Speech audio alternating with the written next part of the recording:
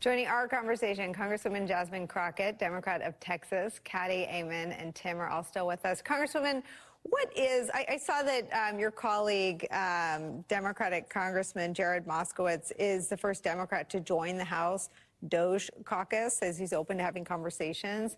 What is your openness to both the idea of the stated mission of the Elon Musk, Vivek Ramaswamy caucus or committee to cut government spending, and the obvious vagueness of where exactly they'll target those cuts? Listen, God bless Jared Moskowitz. He's definitely a bigger fan than I am. But, you know, here's the deal. I am all for making sure that we are spending taxpayer dollars in a very responsible way. And the way that we define responsible is maybe a little different, right? We know that Ramaswamy wants to cut 75% of our federal workforce. I don't think that that's responsible. And here's the reality. We have nothing but billionaires that have been appointed to hopefully make good decisions for us everyday working families. I don't know how that's going to work out, but we will see. But why isn't that we're having a conversation about what it takes to actually bring in more revenue, right? And what it would look like is that these people that have now been put into position or have been at least put up to be put into position, maybe they should start paying their fair share. We can start right there.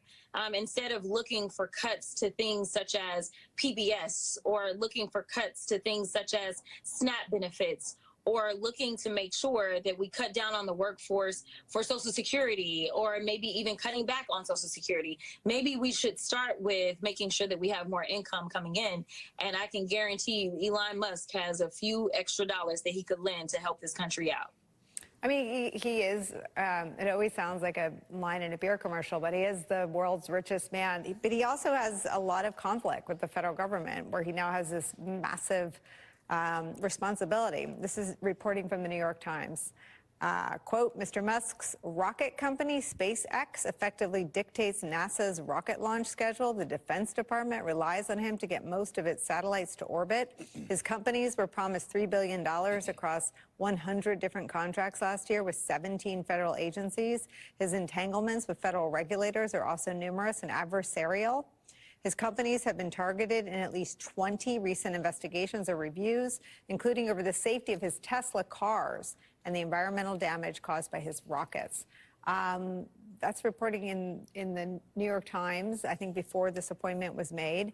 What are your thoughts about him and Vivek Ramaswamy having this awesome responsibility? Yeah, I mean, they are nothing but entanglements, right? That is what this administration should be called, the administration of entanglements, you know. And this doesn't just start with these two rich guys that have absolutely benefited from federal contracts. This also starts with the president-elect of the United States. We know that he has too many entanglements. We know that the Oversight Committee has tried to dig into whether or not and how large the violations as it relates to the Emoluments Clause Donald Trump engaged in his first administration.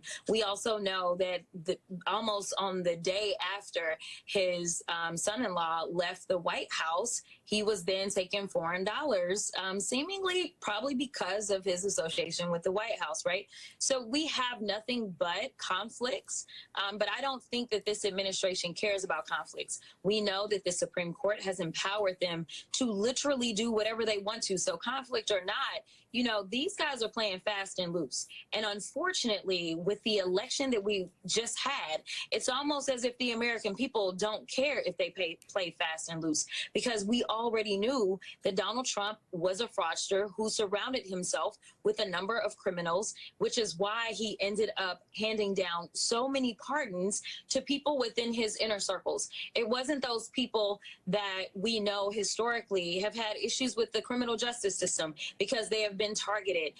And maybe we needed to give some relief to this Black or brown family because we know that their sentence was something that was excessive, or because we know that unfortunately their communities have historically been targeted. No, that's not who Donald Trump was looking out for.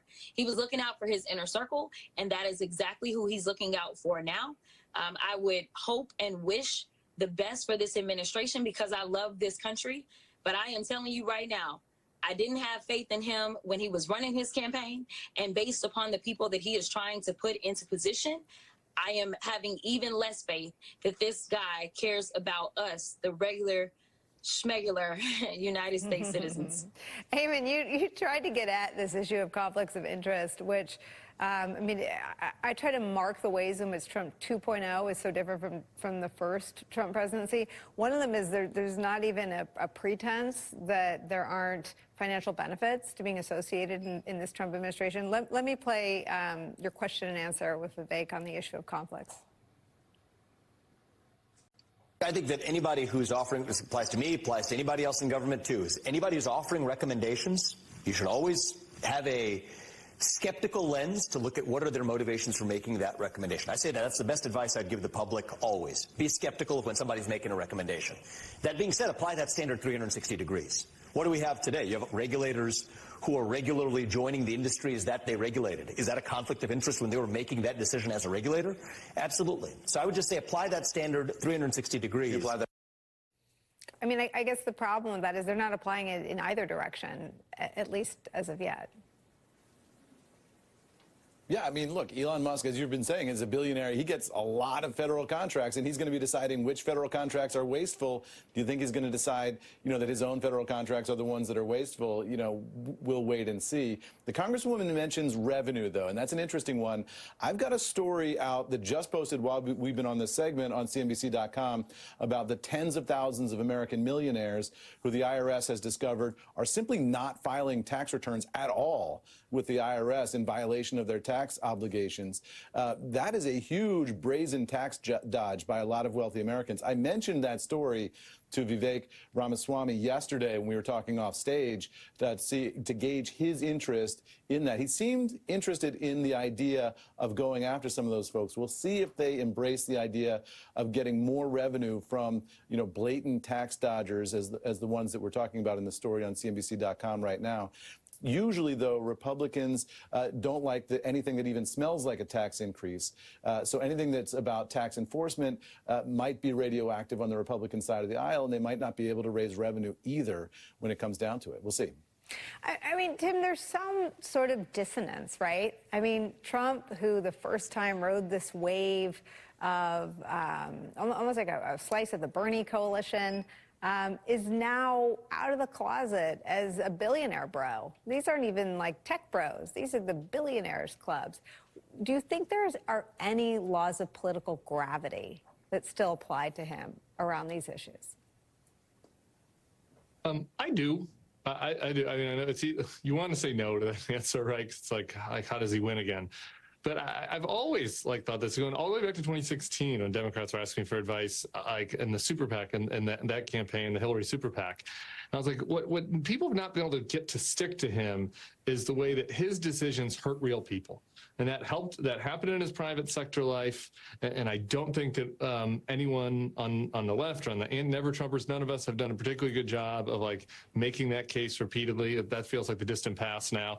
But I think in this administration, that will be an opportunity to re-up that, because that is going to happen again. And again, billionaires are going to get good deals. The corruption is going to be mind-boggling, like nothing compared to the first administration. I mean, he has his own Bitcoin now that people can invest in that is totally untrackable. We could just do hours on the potential corruption that is out there. So I do think that could reach their political, I think that there could be some political gravity associated with that.